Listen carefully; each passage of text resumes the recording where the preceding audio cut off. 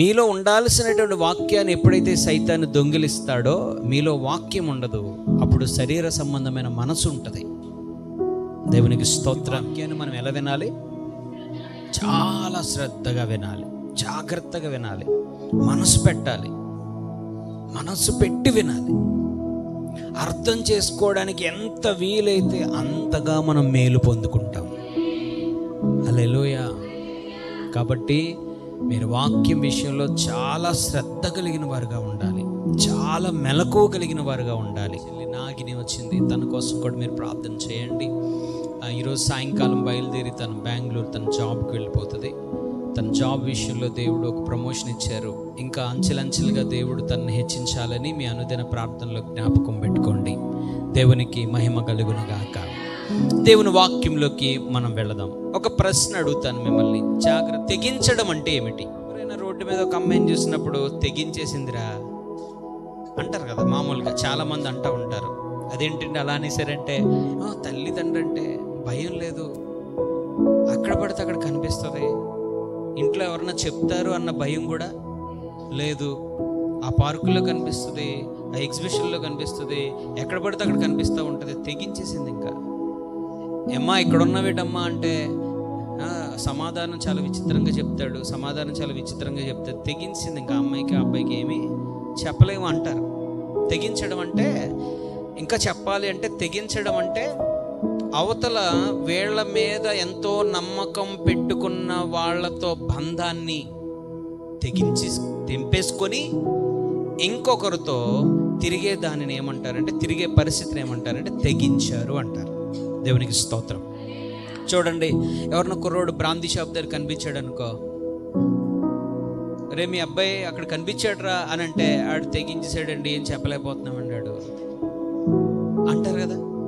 తర్వాత ఏంటి మీ అబ్బాయి ఎప్పుడు చూసినా రోజుకో సినిమా హాల్ దగ్గర కనిపిస్తాడని అని చెప్పారు అనుకోండి, ఆడు తెగించాడండి, పని ఉండట్లేదు, పాటు ఉండట్లేదండి, గోవా అంటాడండి, మైసూర్ అంటాడండి, హైదరాబాద్ అంటాడండి, కాకినాడ అంటాడండి, అక్కడికంటాడండి, ఇక్కడికంటాడండి, అలా తిరుగుతూనే ఉంటాడండి, పని పాటు ఉండదండి ఆడికి, ఇంట్లో పైసా ఇవ్వడండి, తెగించాడండి ఆడు. ఇంకా ఏం చెప్పినా వాడికి అర్థం అవ్వట్లేదండి. తెగించిన వాడికి ఏం చెప్తామండి? దేవునికి స్తోత్రం. తెగింపు అనేది ఎప్పుడైతే మనిషిలో వస్తుందో ఆ తెగింపు అవతల వారితో ఉన్న బంధాలను కట్ చేసుకుంటుంది. తల్లి తండ్రి అంటే ఎంతో ప్రేమ ఆప్యాయతలు ఉన్నవాళ్ళు ఎవరో ఒకరు పరిచయం అయిన తర్వాత వాళ్ళతో ఇష్టానుసారంగా తిరుగుతున్నప్పుడు తల్లి తండ్రులు అనే వారితో ఏం కట్ చేసుకున్నారు? ఆ బంధాన్ని కట్ చేసుకున్నారు. అందుకనే తెగించుకొని తిరుగుతున్నారు. దేవునికి స్తోత్రం. హల్లెలూయా. ఈ తెగింపు అనేది ఈరోజు మనిషి యొక్క జీవితాన్ని నవ్వుల పాలు చేస్తుంది. ఈ తెగింపు అనేది మనిషి యొక్క మనుగడను పాడు చేస్తూ ఉంది. ఈ తెగింపు ఎవరిలో అయితే ఇలా ఉంటుందో ఆ తెగింపు వారి జీవితాలని శాపం వైపు నడిపిస్తుంది. దేవునికి స్తోత్రం.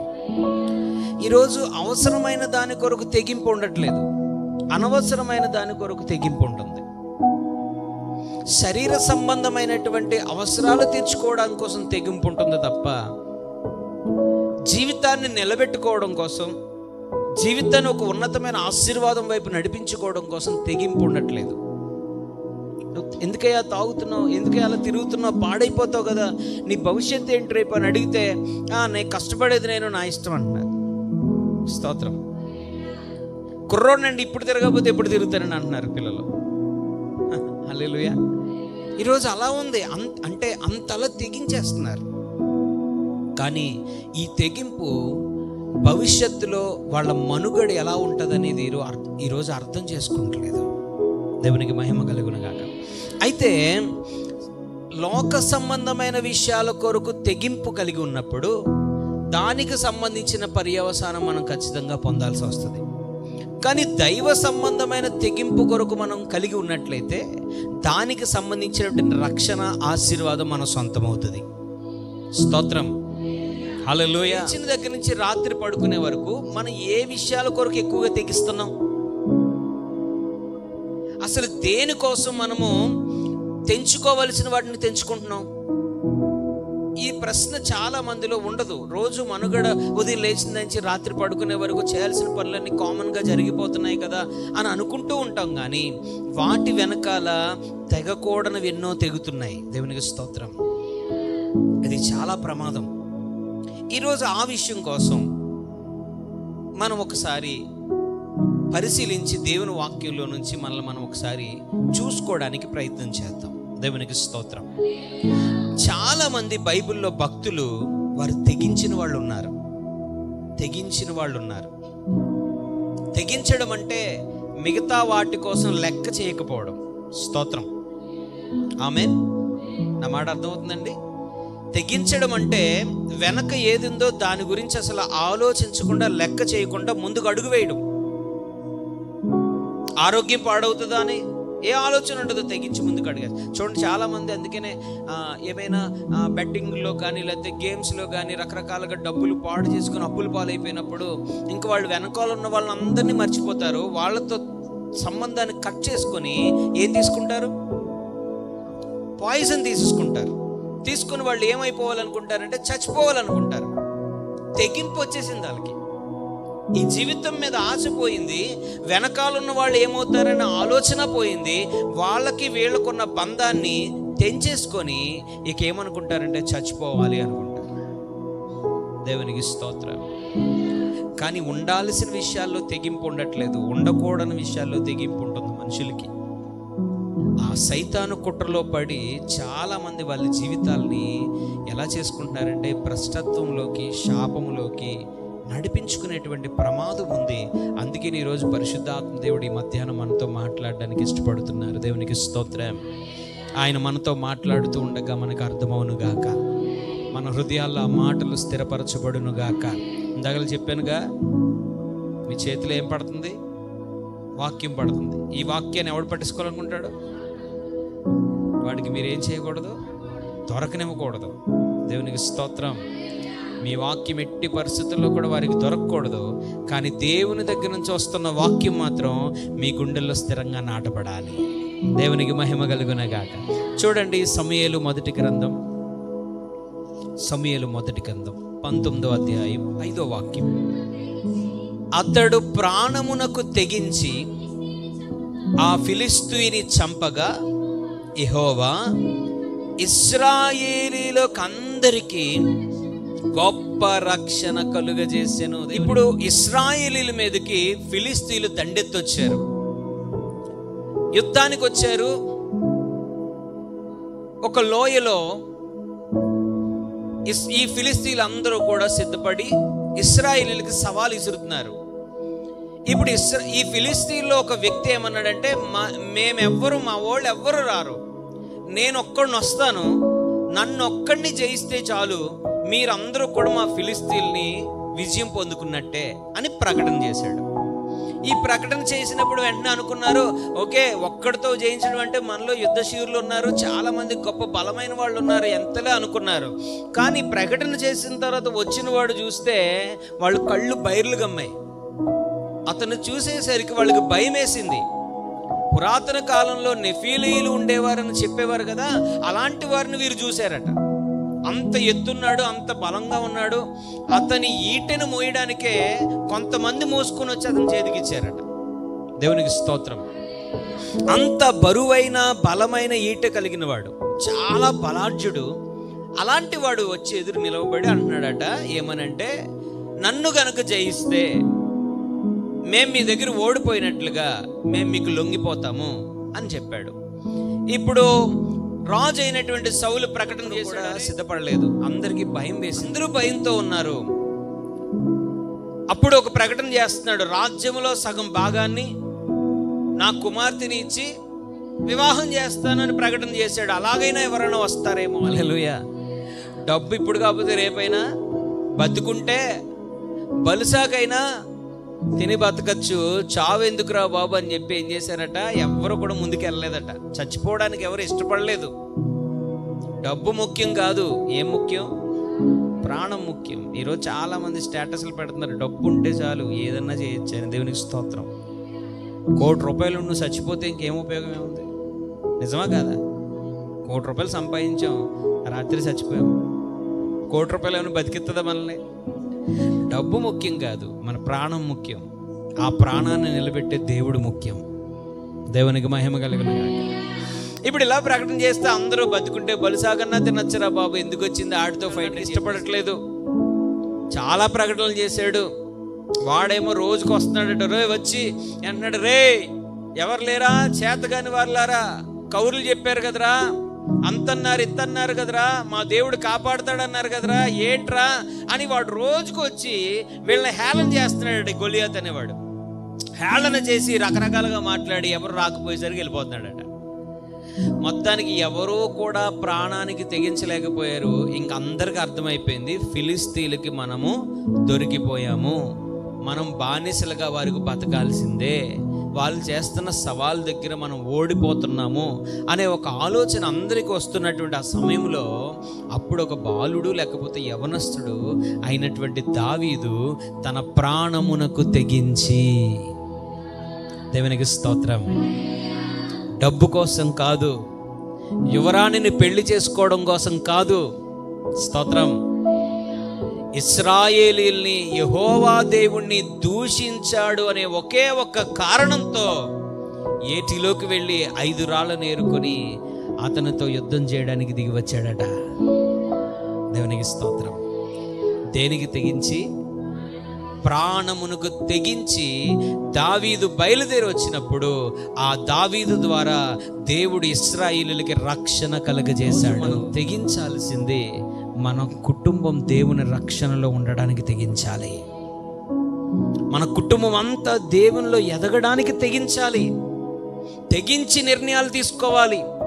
తెగించకుండా అడ్డుపడుతున్న వాటన్నిటినీ కూడా కట్ చేయాలి. దేవునిలో మన పిల్లలు ఎదగకుండా, దేవునిలో మన ఇంట్లో ఉన్నటువంటి యజమాని ఎదగకుండా, దేవునితో మంచి సఖ్యత కలిగి బ్రతకకుండా చేస్తున్నటువంటి ప్రతి దానిని తెగించి, దేవునికి స్తోత్రం, హల్లెలూయా. ఒక ఆమె ఇలాగా అనుకున్నదట, నా నోరుకు పని చెప్తే పని అయిపోద్ది అనుకున్నదట. స్తోత్రం. భర్త ఇంటికి రాగానే షట్టింగ్ మొదలెట్టేదట. భర్త ఇంటికి రాగానే ఏదోటి అంట ఉండేదట. ఈ భర్త తిన్నంగా ఉండకుండా ఆ భర్త కూడా ఆమె ఏదోటి అని కూడాట. వీళ్ళిద్దరూ తిట్టుకుంటూ ఉంటే ఆ తిట్లు వినలేక పిల్లలు రోజు బాధపడుతూ ఉండేవారట. ఈమె ఎవరికి పని చెప్పింది? నోరుకు పని చెప్పింది. స్తోత్రం. తెగించి మాట్లాడేస్తుంది. ఇంకా మాట్లాడకూడని మాటలన్నీ భర్తతో మాట్లాడేస్తుంది. ఎలా అంటుందంటే ఏరా పోరా గీరే ఊరే సరే బరే మొత్తానికి ఇంకా దేవునికి స్తోత్రం, హల్లెలూయా. ఆ గౌరవం లేదు, మర్యాద లేదు, ఏమాత్రం ఒద్దిక లేదు, దేవుని మందిరానికి వెళ్తున్నాననేటువంటి శ్రద్ధ కూడా ఆమెకు లేదట. అరే పోరే బూతులు అలా మాట్లాడుతుంటే భర్తకు కోపం, ఏమగొడికి కోపం రాకుండా ఉంటుంది. చాలా మంది మళ్ళీ ఈ మధ్యన మొన్న ఎప్పుడో ఒక తిట్టు విన్నాను, రోడ్డు మీద వచ్చేస్తుంటే, నువ్వు మొలతాడు కట్టిన మగోడు అయితే అంటుంది ఆవిడ. ఆయన్ని ఆడేమి ఇలా ఊగుతున్నాడు. ఆ ఊగుతున్నవాడిని ఏమంటుందంటే, రే నువ్వు మొలతాడు కట్టిన మగోడు అయితే రారా నన్ను కొట్టరా అంటుంది. ఆ పక్కన అంటాడు, ఆ కొట్టినండి పోలీస్ స్టేషన్కి వెళ్ళిపోదామనండి దాని గొడవ అంటున్నాడు ఆయన. దేవునికి స్తోత్రం. తెగించేస్తున్నారు, అలాగా మాట్లాడడానికి నోరు తెగించేస్తున్నారు.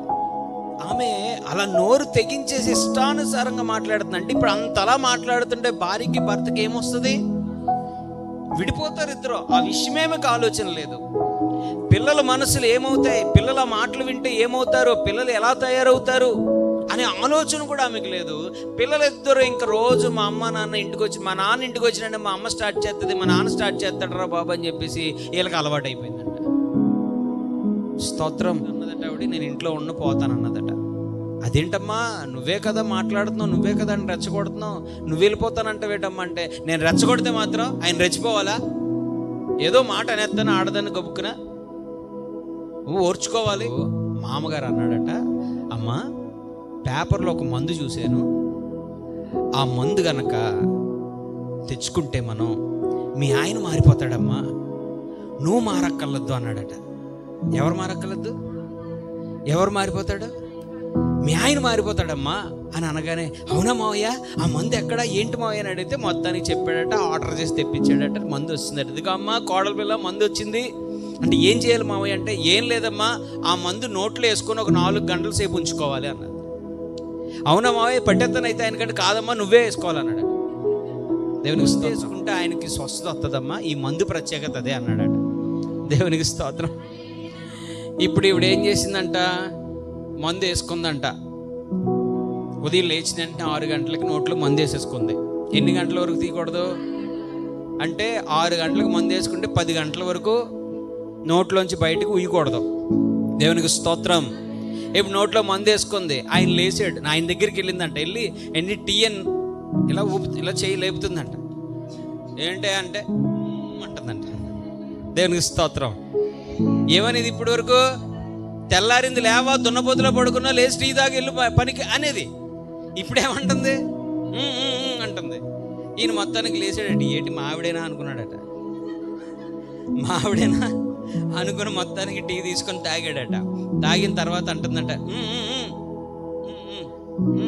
అంటుందంట, బాత్రూంలో ఏం పెట్టాను? నీళ్ళు పెట్టాను, స్నానం చేయండి అంటుందండి. ఇంతకుముందు అనేది నీకు నేనే నీళ్ళు పెట్టాలి, నువ్వు కూడా పెట్టుకోలేదు. నోరు ఇంకే పడితే మాటలు, ఆ మాట ఇప్పుడు మాట్లాడుతున్నారుగా. మా ఆవిడ ఏంటంత మారిపోయింది. లోపలికి వెళ్ళాడు, స్నానం చేసాడట, వచ్చేసరికి టిఫిన్ పెట్టాను అన్నదట. టిఫిన్ చేశాడట. తర్వాత అన్నదట. ఈ పిల్లలు చూస్తున్నారట, ఏంటి మా అమ్మకి ఎంత మార్పు వచ్చేసింది, మా అమ్మ ఇలా మారిపోయిందండి అని చెప్పి పిల్లలు స్కూల్కి వెళ్ళిపోయారట హ్యాపీగా. ఈయన పనికి గంతులు వేసుకుంటూ వెళ్ళిపోయాడట. రోజు ఎలా వెళ్ళేవాడు? కేకలు వేసుకుంటూ అరుపుకుంటూ వెళ్ళేవాడు. ఇప్పుడు ప్రశాంతంగా క్యారేజ్ పెట్టుకుని నవ్వుకుంటూ వెళ్ళాడు. ఆఫీస్లో అన్నారట, ఏట్రా ఇంత సంతోషంగా ఉన్నావు? దేవునికి స్తోత్రం, హల్లెలూయా. మొత్తానికి మందు సాయంత్రం మళ్ళీ 2 సార్లు వేసుకోవాలన్నాడట. ఉదయం 6 గంటలకి, సాయంత్రం 5 గంటలకి. దేవునికి స్తోత్రం. మళ్ళీ పిల్లలు ఈయన ఎప్పుడు వస్తారు? 5 గంటలకు వస్తారు. ఈవిడేం వేసుకుంటారు? దేవునికి స్తోత్రం. ఆయన వచ్చాడట. రాగానే వెళ్ళంటే అందంట, అన్నదంట, టీ ఇమ్మంటారని అన్నాడట. ఆశ్చర్యపోతున్నాడు. బల్లమే కూర్చున్నాడు. పిల్లలు వచ్చారు నాన్న అని సంతోషపడుతున్నారు. ఎప్పుడు రూమ్లోకి వెళ్ళిపోయి బయటికి రాని పిల్లలు, రూమ్లోకి వెళ్ళిపోయి బయటికి రాని భర్త ఇప్పుడు డైనింగ్ టేబుల్ మీద కూర్చొని వాళ్ళ చేత వర్కులు చేయించున్నాడట. వాళ్ళు నవ్వుకొని మాట్లాడుకుంటున్నారట. దేవునికి స్తోత్రం. ఇప్పుడు 5 గంటలకు మందు వేసుకుంది కదా. 6, 7, 8, 9 అయితే అందరూ ఏమవుతారు? దేవునికి మహిమ కలుగునగాక. హల్లెలూయా. ఈ తెగించేసిన నోరుకి వాళ్ళ మామ ఏం చెప్పాడు? ఇప్పుడు మామ దగ్గరికి వెళ్ళి, మామయ్య గారు మందు మామూలుగా పని చేయట్లేదు మామయ్య గారు, నేనేసుకుంటే వాళ్ళందరూ మారిపోతున్నారేటో. నేను మందు వేసుకుంటే వాళ్ళందరూ మారిపోతున్నారు మామయ్య గారు, నాకు చాలా ఆశ్చర్యంగా ఉంది, చాలా బాగుంది మామయ్య గారు, ఈ మందు ఎక్కడదో కానీ ఏం కంపెనీ మామయ్య గారు అని అడిగిందట. దేవునికి స్తోత్రం. అప్పుడు ఈ మామగారు అని చెప్పాడట. ఏమిచ్చాడండి? డ్రింక్ ఇచ్చాడట. ఆ డ్రింక్ ఒక మందు బాటిల్లో పోసి ఇచ్చేసాడట. ఆవిడ మందు వేసుకుంటూ రోజు మందు అనుకొని మొత్తానికి మారిపోయిందంట. దేవునికి మహిమ కలుగునగాక. హల్లెలూయా. చెప్పాలందరి దగ్గరగా. అంటే ఎందుకు ఈ విషయం చెప్తున్నాను? ఒకసారి మనం అనుకోకుండా తెగించిన కొన్ని మన జీవితాన్ని దేవునికి దూరం చేస్తాయి. దేవునికి మహిమ కలుగునగాక. తెగించాల్సిన వాటి కోసం తెగించాలి. దావీదు ఇశ్రాయేలీయుల యొక్క రక్షణ కోసం తన ప్రాణానికి తెగించి గొలియాతు ముందుకు వెళ్ళాడు. దేవునికి స్తోత్రం, హల్లెలూయా. ఇప్పుడు ఆ మామగారు తెగించి ఒక సామాన్యమైనటువంటి డ్రింక్ని ఒక మందుగా, అబద్ధం అనుకుంటదేమో, రేపు ఏదైనా ఆలోచన కలిగి నన్ను ఏమైనా అంటదేమో, ఎన్నిటిని తెగించి అనుకోనే ఏమైనా చేస్తే చేయనే అని అతను తెగించి ఏం చేశాడంటే ఒక అడుగు ముందుకేశాడు. ఆ కుటుంబంలో ఏమొచ్చేసింది? సమాధానం వచ్చేసింది. గొడవలాడుకునేటువంటి ఆ భార్యాభర్తలు ఇద్దరు కలిసిపోయారు. చిరాకులతో పరాకులతో ఆ తల్లిదండ్రులను చూసిన పిల్లలు అసహించుకునే ఆ పిల్లలు ఇప్పుడు కలిసిపోయారు. కుటుంబం అంతా ఎలా ఉందంటే నెమ్మది కలిగి సంతోషంతో బతుకుతుంది. దేవునికి మహిమ కలుగునగాక. ఇది తెగించాడు దేనికోసం? ఇశ్రాయేలీయుల యొక్క రక్షణ కోసం తన ప్రాణాన్ని కూడా తెగించి ముందుకు వెళ్ళాడు. ఈరోజు మనం దేనికోసం తెగిస్తున్నాం చెప్పండి? మన తెగింపు దేనికోసం ఉంది? దేవునితో జీవించడం కోసమా? పరిశుద్ధత కోసమా, దేవుడు జీవించమన్న నీతి నియమాల కోసమా మనం తెగిస్తున్నాం? దేవుడు ఉండమన్నటువంటి ఆ దారిలో తప్పిపోకుండా దేన్నైనా సరే తెగించుకొని అన్నిటినీ కట్ చేసుకొని ముందుకు వెళుతూ నా కుటుంబానికి, నేనున్నటువంటి సమాజానికి ఒక రక్షణ కలుగునట్లుగా నేను ప్రభువుకు ఒక తెగింపు కలిగిన జీవితం జీవిస్తున్నామని మనం చెప్పగలుగుతున్నామా? మన తెగింపు వేరు, అందుకే మనం దీవించబడట్లేదు. మన తెగింపు వేరు, అందుకే ఒకవేళ దీవించబడినా దీవెన స్థిరంగా ఉండట్లేదు. మన తెగింపు వేరు, దేవునికి ఇష్టం లేని తెగింపు మనది. కానీ మనం ఎలా ఉండాలంటే దేవునికి నచ్చిన ఒక తెగింపు కలిగిన జీవితం మనం జీవించాలి. అబద్ధం ఆడడానికి తెగిస్తాం, మోసం చేయడానికి తెగిస్తాం, అన్నిటికీ తెగింపు ఉంటుంది. కానీ నీతిగా ఉండడానికి తెగింపు ఉండదు, మనకి యథార్థంగా ఉండడానికి తెగింపు ఉండదు, పరిశుద్ధంగా బ్రతకడానికి తెగింపు ఉండదు. అందుకని ఈరోజు పరిశుద్ధాత్మ దేవుడు మనతో మాట్లాడుతుండగా ఒకసారి మనలో మనం సరి చేసుకుంటే, గొలియాతును చంపిన తర్వాత దావీదు మీదకి ఎలాంటి ఆశీర్వాదం వచ్చిందో, గొలియాతు ముందు నిలవబడ్డానికి తన ప్రాణం కూడా లెక్క చేయకుండా దేవుని కొరకు ఎలా అయితే దావీదు నిలబడ్డాడో అలా మనం నిలబడినప్పుడు ఆ ఇశ్రాయేలీలందరికీ ఎలాంటి రక్షణ వచ్చిందో మన ద్వారా అనేక మందికి రక్షణ, మన ద్వారా మన కుటుంబానికి దీవెన కలుగుతుంది. దేవునికి స్తోత్రం. భక్తి తెగింపు కలిగిన భక్తి చేయాలండి. ఆమెను చెప్పండి. ఎలాంటి భక్తి చేయాలి? భక్తి చేయాలి. దేవునితో కట్టుకోవడానికి, దేవునితో కలిసి జీవించడానికి, దేవునితో కలిసి నడవడానికి ఏ పరిస్థితినైనా, ఏ మాటనైనా, ఎలాంటి స్థితినైనా మనం నిర్దాక్షిణ్యంగా తెంచుకోవాలంతే. స్తోత్రం. తండ్రి చిత్తం మాత్రమే చెయ్యాలనుకున్న యేసు ప్రభు మరియ వచ్చినప్పుడు ఆయన చెప్తున్న మాట ఏమిటో తెలుసా? ఎవరు నా తల్లి, ఎవరు నా సహోదరులు? నేను నా తండ్రి చిత్తం చేయడానికి ఇక్కడికి వచ్చాను. దేవునికి స్తోత్రం. తెగింపు, తండ్రి చిత్తం మాత్రమే చెయ్యాలి అనేది ప్రభు అయిన యేసుక్రీస్తు యొక్క తెగింపు. ఆ తెగింపు కలిగిన జీవితం నెరవేర్చబడడానికి తన ప్రాణాన్ని కూడా ప్రభు అయిన యేసుక్రీస్తు లెక్క చేయలేదు. మనలో ఆ తెగింపు లేకపోతే మనం దేవుని దగ్గర నుంచి దీవెనలు పొందుకోలేమండి, పొందుకోలేము. లోకాన్ని తెగించాలి, పరిస్థితులను తెగించాలి, మనుష్యులను తెగించాలి.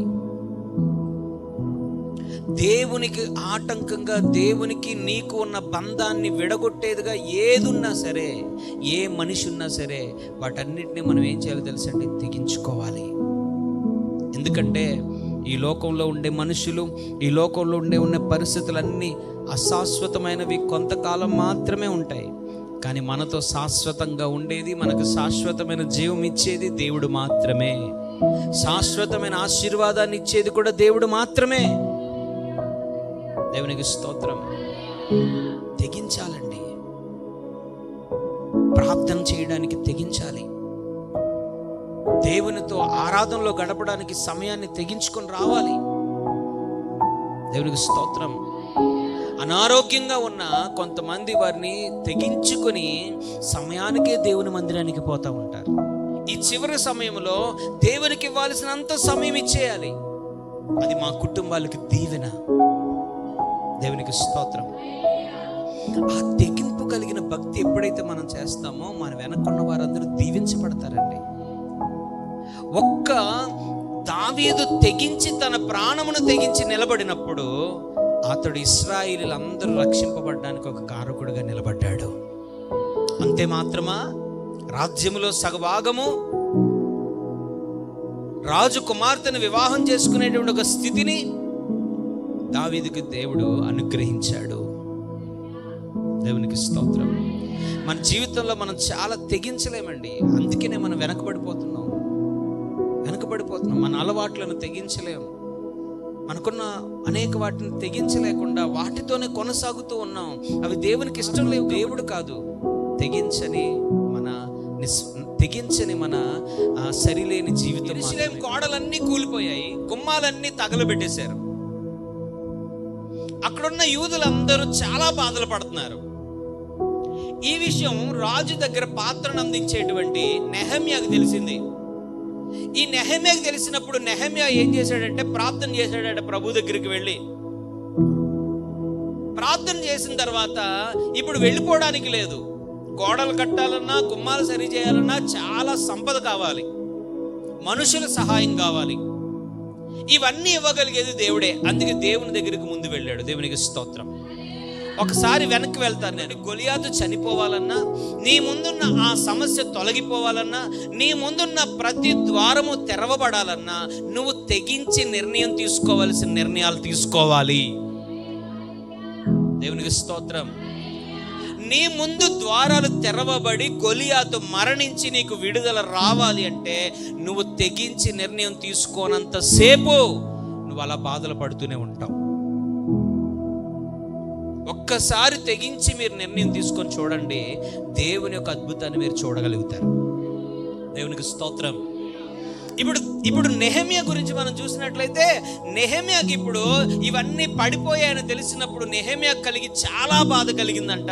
ఆ బాధ కలిగిన తర్వాత ఇప్పుడు ఎలాగైనా వాటిని మళ్ళీ తిరిగి పునర్నిర్మించాలి అనుకున్నాడట. అనుకున్నటువంటి నెహెమ్యా ఇప్పుడు ఎవరిని అడగాలి? రాజుని అడగాలి. ఎవరి దగ్గర బానిసగా ఉన్నాడు? ఎవరికి పాత్రను అందిస్తున్నాడు? ఇప్పుడు ఎవరి పర్మిషన్ తీసుకోవాలి? రాజు పర్మిషన్ తీసుకోకుండా వెళ్ళడానికి అవ్వదు. ఒకవేళ రాజు పర్మిషన్ తీసుకోకుండా పారిపోయినా అక్కడ చేయాల్సినటువంటి మనుషుల సహాయం, వెళ్తున్న దారిలో ఎవరు పట్టుకోకుండా కావలసిన ధనము సామాగ్రి కావాలంటే ఖచ్చితంగా ఎవరి సహాయం ఉండాలంటే ఇప్పుడు రాజు దగ్గరికి వెళ్ళాడట. రాజు దగ్గరికి వెళ్ళినప్పుడు ఎలా పడితే అలా వెళ్ళకూడదు. రాజు దగ్గరికి వెళ్ళినప్పుడు నీరసంగా ముఖం పెట్టుకుని వెళ్ళకూడదు. రాజు దగ్గరికి వెళ్ళినప్పుడు ఎలాంటి బట్టలు ధరించాలో అలాంటి బట్టలు ధరించాలి.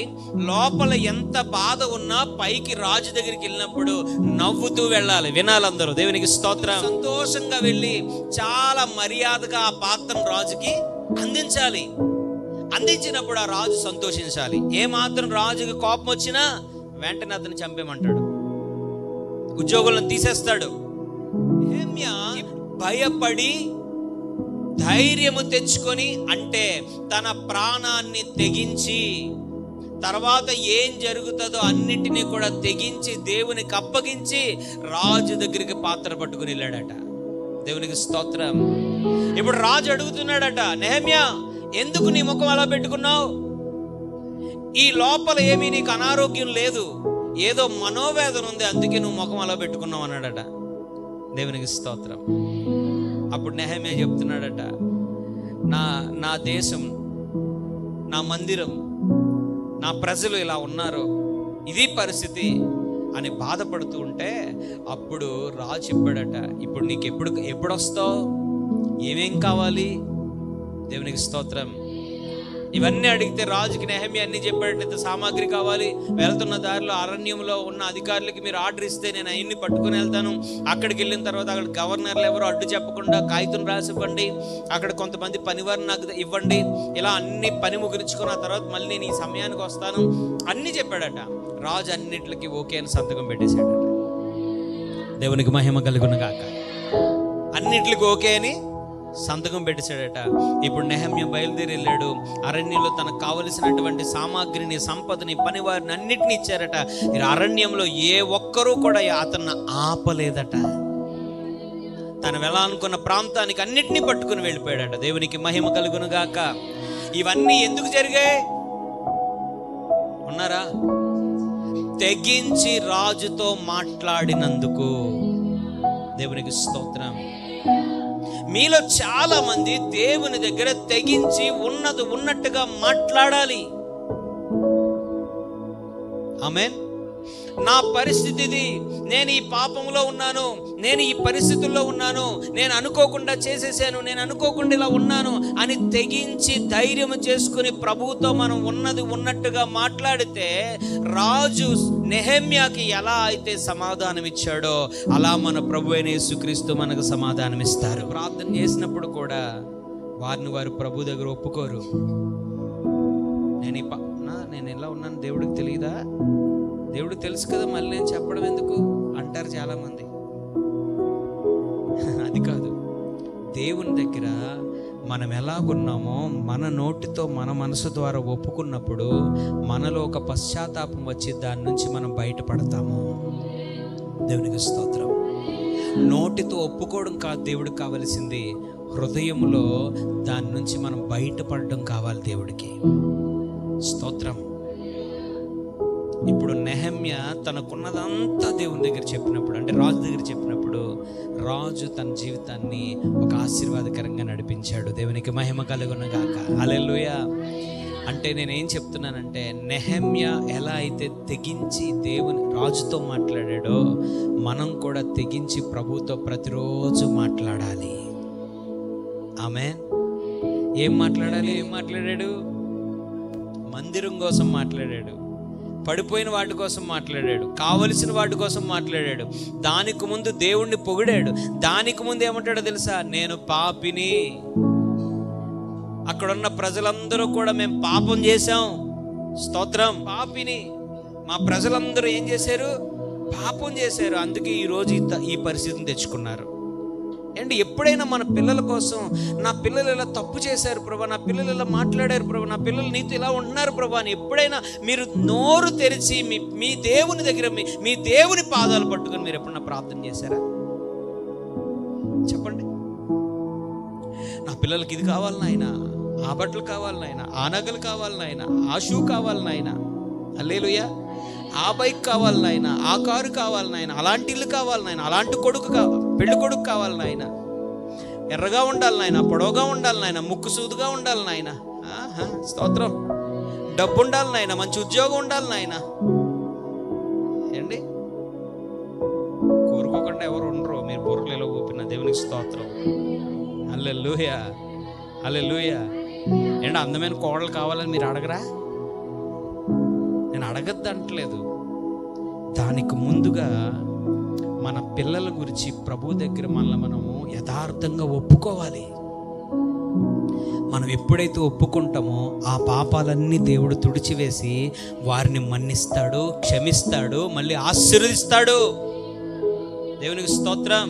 సంధ్య నువ్వు మంచిదానివి కాదు అని సంధ్య అన్నాను. సంధ్యకి ఏమవుతుంది? స్తోత్రం.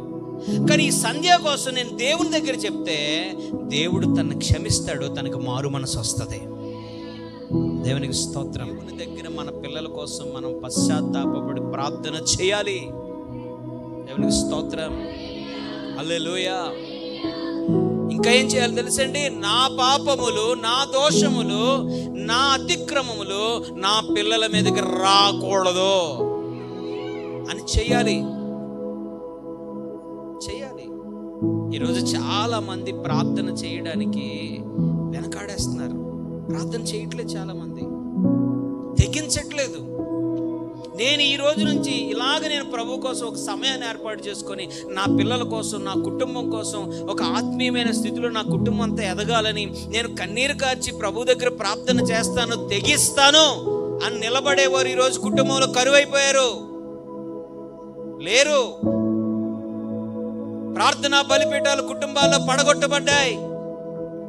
ప్రార్థనా బలిపీఠాల మీద పొగ వేయబడట్లేదు, బలులు అర్పించట్లేదు.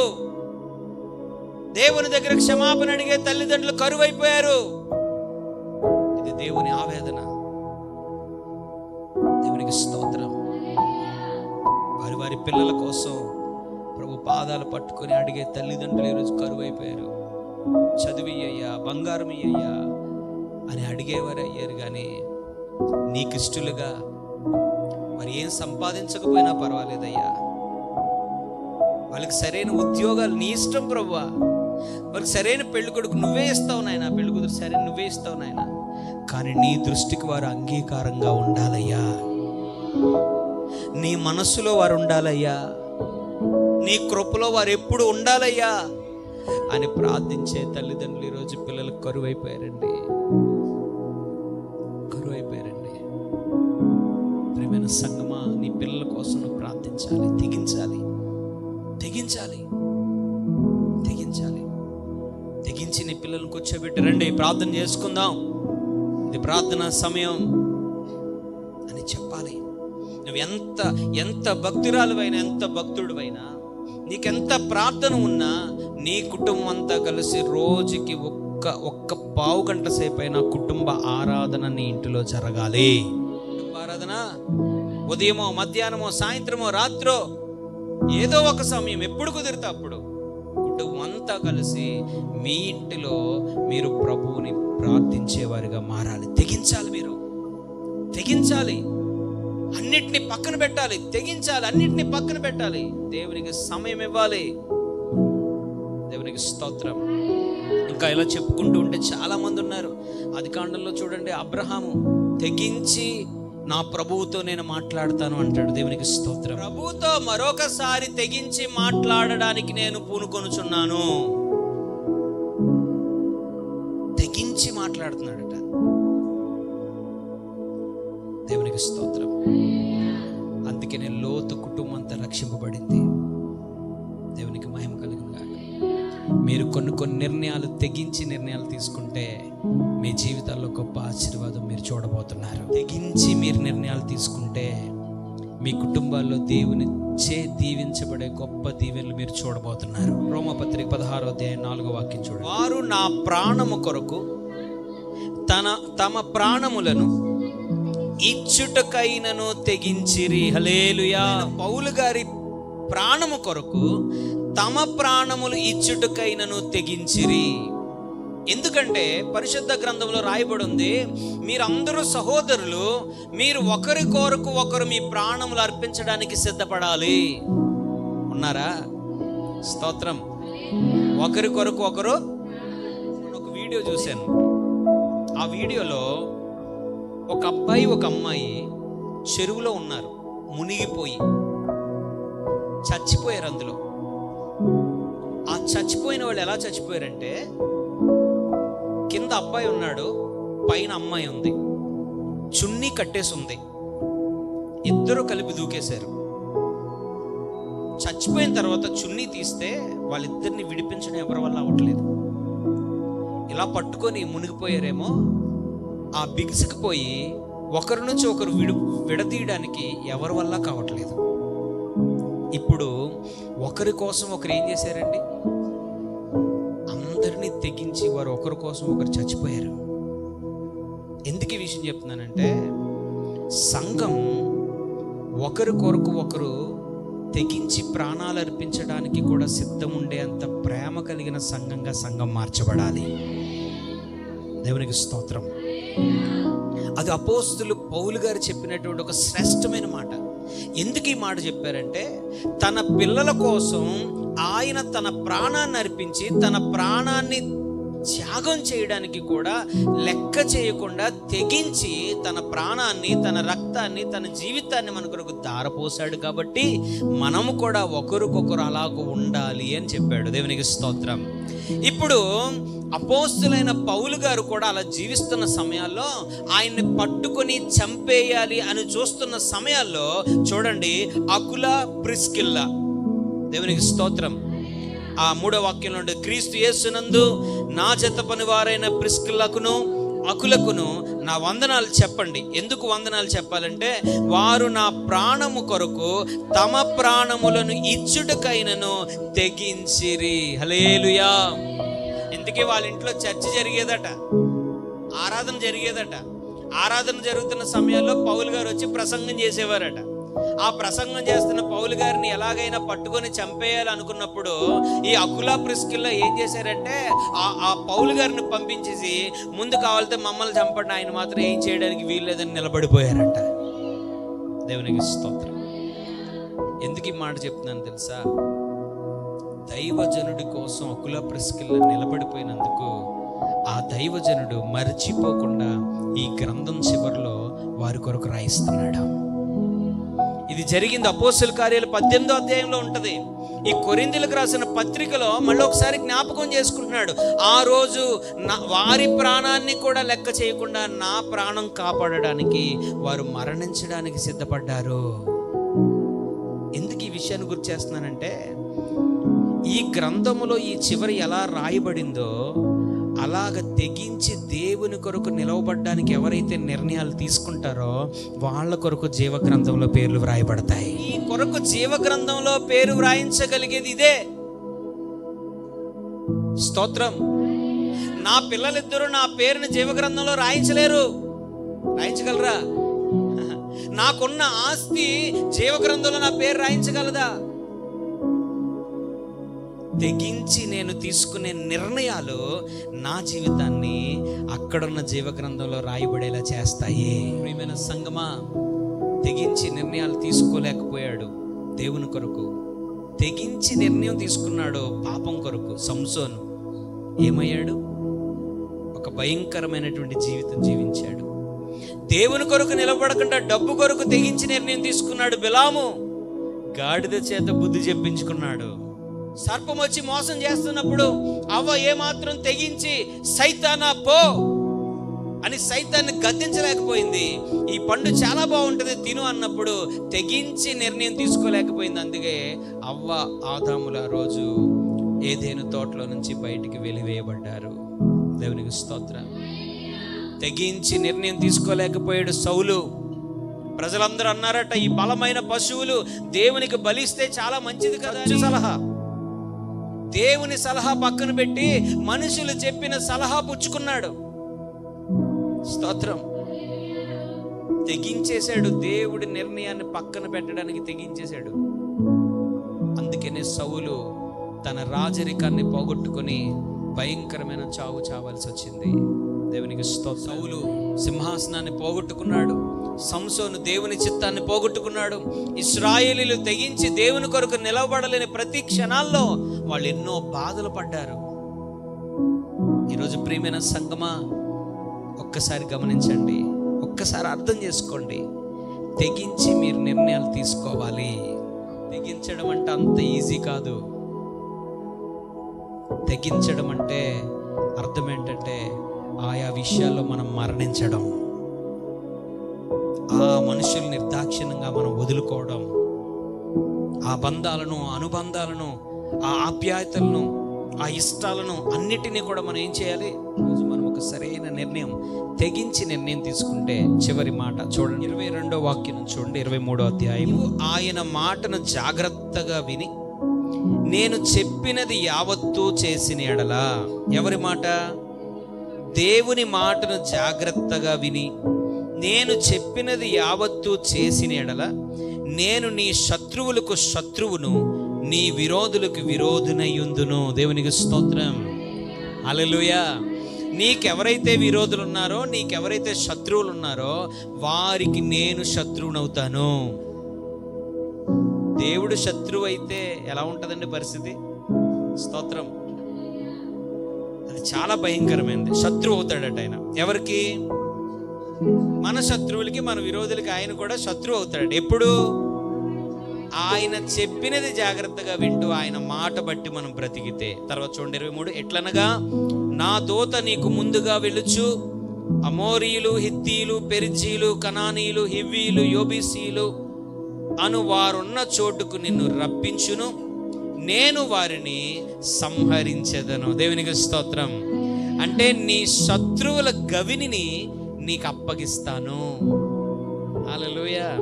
తర్వాత చూడండి, వారి దేవతలకు చెప్పలందరూ సాగిల పడకూడదు, వాటిని పూజింపకూడదు, వారి క్రియల నుండి క్రియలు చేయక వారిని తప్పక నిర్మూలన చేసి బొత్తిగా పగలగొట్టవలెను. దేవునికి స్తోత్రం. అలాంటిది ఏది కూడా నీలో చెప్పాలి. అన్య సంబంధమైన, విగ్రహ సంబంధమైనది ఏది నీలో చాలా కోపం వచ్చేస్తుంది ఆయనకి. దేవునికి స్తోత్రం. అస్సలు విగ్రహ సంబంధమైనది ఏది కూడా మనలో, దేన్ని విగ్రహం చేసుకొని మనము ఒక మనిషిని కానీ, లేకపోతే ఒక వ్యక్తిని కానీ, లేకపోతే ఎవరో గొప్పవారని చెప్పి వారిని కానీ విగ్రహంగా చేసుకొని మనం ఏం చేయకూడదు? పూజించకూడదు, వాళ్ళని ఆరాధించకూడదు, వాళ్ళని గొప్ప చేయకూడదు. అది దేవునికి అస్సలు ఇష్టం లేనిది. దేవునికి స్తోత్రం. చూడండి, నీ దేవుడైన యెహోవానే ఎవరిని సేవించాలి? అక్కడ చూడండి, యెహోవానే, అతడొక్కడనే, ఇంకెవ్వరిని కూడా నువ్వు సేవించకూడదు. ఆయన నీ ఆహారమును నీ పానమును దీవించును, నేను నీ మధ్య నుండి రోగమును తొలగించెదను. హల్లెలూయా. నీ ఆహారాన్ని దీవిస్తాను, నీ పానాన్ని దీవిస్తాను. అంటే నువ్వు తినే ఆహారాన్ని దీవిస్తాను, నువ్వు త్రాగే నీటిని దీవిస్తాను. తర్వాత నీలో ఉన్న రోగమంతటిని తొలగించేస్తాను. దేవునికి స్తోత్రం. దీవించబడాలన్నా, రోగం పోవాలన్నా, మనం త్రాగే పానీయం దీవించబడాలన్నా మనం చేయాల్సిన పని ఏంటంటే దేవుని మాత్రమే ఆరాధించాలి, ఆయన మాట మాత్రమే వినాలి. దేవునికి స్తోత్రం. చూడండి తర్వాత 26వ వాక్యం. కడుపు దిగబడినదియు గొడ్డిదియు నీ దేశములో ఉండదు, నీ దినములు లెక్క సంపూర్తి చేసేదను. దేవునికి స్తోత్రం. అంటే పిల్లలు కనని వారంటూ ఎవరు ఉండరు. నీ దినములు పూర్తి చేసేదనంటే దీర్ఘాయుష్యును నీకు ఇస్తాను. మధ్యలో కూలిపోయే పరిస్థితి ఉండదు. ఎన్ని సంవత్సరాలైతే దేవుడు నీ విషయంలో నిర్ణయించాడో అన్ని సంవత్సరాలు ఆరోగ్యంగా నెమ్మదిగా నిన్ను నడిపిస్తాడు. దేవునికి మహిమ కలుగును గాక. హల్లెలూయా. చూడండి, నన్ను బట్టి మనుషులు నీకు భయపడినట్లు చేసేదను, నీవు పోవు సర్వదేశముల వారిని ఓడగొట్టి నీ సమస్త శత్రువులు నీ ఎదుట నుండి పారిపోవునట్లు చేసేదను, మరియు పెద్ద కందిరేగలను నీకు ముందుగా నడిపించేదను. అవి నీ ఎదుట నుండి హివ్వీయులను, కనానీయులను, హిత్తీయులను వెళ్ళగొట్టును. దేవునికి మహిమ కలుగునుగాక. నీ శత్రువులను నీ ఎదుట నుండి వెళ్ళగొడతాను. దేవునికి స్తోత్రం. మన శత్రువు ఎవరో మనుషులు అనుకున్నారు కనుక మన శత్రువు ఎవరంటే సాతాను. అమ్మయ్య, దేవుడు ఇదేదో చెప్తున్నాడు, అయితే కొన్ని రోజులు ఆయన మాట విందాము, నాకు పన్నోళ్ళు ఉన్నారు వాళ్ళందరూ కూలిపోతారన్నమాట. అయితే స్తోత్రం. అది కాదు, శత్రువుని ఎదుట పరుగులెత్తేలా చేస్తాడండి దేవుడు. ఈ గొడవలకి, ఈ సమస్యలకి, ఈ పేదరికానికి, అనారోగ్యానికి, ఈ పరిస్థితులన్నిటికీ కారణం ఎవడో? సైతానే. పైపైన చేయడు, లోపల ఉన్నటువంటి అసలైన దాన్ని బయటికి తీసి పాడేస్తాడు ఆయన. స్తోత్రం. ఆ చేదైన వేరుని పీకి పడేస్తే ఇక నువ్వు చాలా అందమైన, సుందరమైన, మధురమైన, ఫలభరితమైన జీవితం జీవిస్తావు. దేవునికి మహిమ కలుగును గాక. హల్లెలూయా. ఆ శత్రువైన సాతాన్ని అయినంట లేకుండా చేస్తాడు. ఎప్పుడంటే అది అప్పుడు ఈ ఆశీర్వాదాలన్నీ నీకు సొంతమవుతాయి. నువ్వు తెగించాలి, ప్రభు కొరకు తెగించి నిలబడాలి, ప్రభు కొరకు తెగించి నిర్ణయాలు తీసుకోవాలి, ప్రభు కొరకు తెగించి నువ్వు నడవడం ప్రారంభించాలి. ప్రభు కొరకు నీలో నిన్ను ఆటంకపరిచే ప్రతి దానిని తెగించి ఎప్పుడైతే నిర్ణయం తీసుకుంటావో నీకు గొప్ప ఆశీర్వాదకరంగా అన్నీ మారతాయి. అబ్బాయి ఫోన్తో ఉన్నాడు, అటు దగ్గరికి వెళ్ళి రే ఫోన్ పక్కన పెట్టు అన్నాను. సరే డాడీ అన్నాడు. మళ్ళీ కొంచెంసేపు వెళ్ళేసరికి ఎలా ఉన్నాడో చెప్తే బాధపడతాడులే, ఆడే తెలుసుకుంటాడులే అని నేను వచ్చేసాను. మళ్ళీ రాత్రి 12 గంటలకు వెళ్ళాను. ఏం చేస్తున్నాడు? రే ఏంట్రా పెట్టే ఫోను, చెప్పాను కదా అన్నాను. అలాగే డాడీ అని పక్కన పెట్టాడు. వెళ్ళిపోయాను నేను. మళ్ళీ ఎందుకో నాకు 1:30కి మెలకు వచ్చి ఇటు పడుకున్నాడా లేదా, తండ్రి కదా మరి, పడుకున్నాడా లేదా అని ఒకసారి డోర్ తీసి చూశాను. ఇంకాడు ఏం చేస్తున్నాడు? గేమ్ ఆడేస్తున్నాడు. ఎన్ని గంటలకి? ఇంకప్పుడు కూడా నేను తెగించకుండా 4 తిట్టో 4 కొట్టో సెల్ ఫోన్ తీసుకోనో లేదో అనుకోండి, ఏమవుతాడు? చెప్పాలి, పాడైపోతాడు. తెగించి ఎప్పుడైతే 4 గసిరి 4 కొట్టి అవసరమైతే ఫోన్ తీసుకొని మళ్ళీ ఫోన్ అడిగే ఉంటే చేతులు ఎరగొడతానని చెప్పి నేను లోపల పెట్టాను అనుకోండి, తెగించి నిర్ణయం తీసుకున్నాను అనుకోండి, ఏమవుతాడు? ఇప్పుడు బాగుపడతాడు. స్తోత్రం. పిల్లలు బాధపడతారు, పిల్లలు ఏదో అనుకుంటారు, చిన్న పిల్లలు కదా అర్థం చేసుకుంటారు, ఇంకా తెలిసి రావాలే అని మనం తెగించి నిర్ణయాలు తీసుకోకుండా గనక ముందుకు వెళ్ళామంటే రేపు ఒక రోజున వాళ్ళు బాధపడినప్పుడు కారణం ఎవరవుతారంటే తెగించి నిర్ణయం తీసుకొని మీరే అవుతారు. దేవునికి స్తోత్రం. అది ఎవరైనా దేవుని ఎదుట దేవుని వాక్యంలో నుంచి పరిశీలించి దేవుని వాక్యంలో నుంచి తెగించి చెప్పాలి. అలా చెప్పనప్పుడు వారి జీవితంలో శాపం పాలైనా, వారి జీవితంలో ఏదైనా ఇబ్బందులు పాలైనా దానికి ఆ రోజు కారణం ఎవరవుతానంటే నేనే అవుతాను. అందుకే నా బిడ్డకి చెప్పాల్సిన విధంగా నేను చెప్పాలి, సరిచేయాలి. అది నా బాధ్యత. తెగించి నిర్ణయాలు తీసుకుందుము గాక. పాపం చేయడానికా, ప్రార్థన మానడానికా, ఆదివారం ఆరాధన మానడానికా, ఆదివారం ఆరాధన సమయానికి రాకుండా ఉండడానికా, దానికి తెగించి నిర్ణయాలు తీసుకుందామా? రోడ్ల మీద తిరగడానికా, సినిమాలకు వెళ్ళడానికా, త్రాగడానికా, లోకానుసారంగా జీవించడానికా తెగించి నిర్ణయాలు తీసుకోవాల్సింది?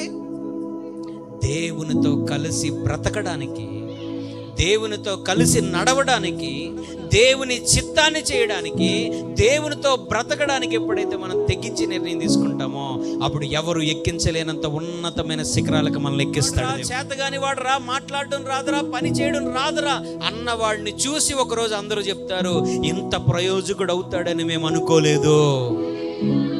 స్తోత్రం. అది దేవుని చేతుల్లో ఉంది. నువ్వు తెగించి నిర్ణయం తీసుకుంటే, తెగించి నిర్ణయం తీసుకుని విడిచిపెట్టగలిగితే నిన్ను ఒక ఉన్నతమైన శిఖరానికి ఎక్కించడానికి దేవుడు ఇష్టపడుతున్నాడు. అట్టి కృప ఈ మధ్యాహ్నం దేవుడు మనకు అనుగ్రహించునుగాక. మీకు చెప్పాను, వాక్యం చెప్పినప్పుడు దాన్ని పట్టుకుంటారా, లేకపోతే సాతాను పట్టుకోవడానికి వదిలిపెడతారా? మీ చేతుల్లోనే ఉంది. ఇప్పుడు చెప్పబడిన వాక్యాన్ని గట్టిగా పట్టుకున్నట్లయితే ఆ ఆశీర్వాదానికి మీరు వారసులవుతారు. ఒకవేళ మీరు పట్టుకోవాలనే లోపే సైతాన్ని పట్టేసుకున్నట్లయితే ఆ వాక్యంలో ఉన్న ఆశీర్వాదానికి మీరు దూరం అయిపోతారు. ఏది మీరు సెలెక్ట్ చేసుకుంటారో అది మీ చేతుల్లో ఉంది. అది సెలెక్ట్ చేసుకొని మీరు ఒక మంచి నిర్ణయం తీసుకొని ముందుకు వెళ్ళండి.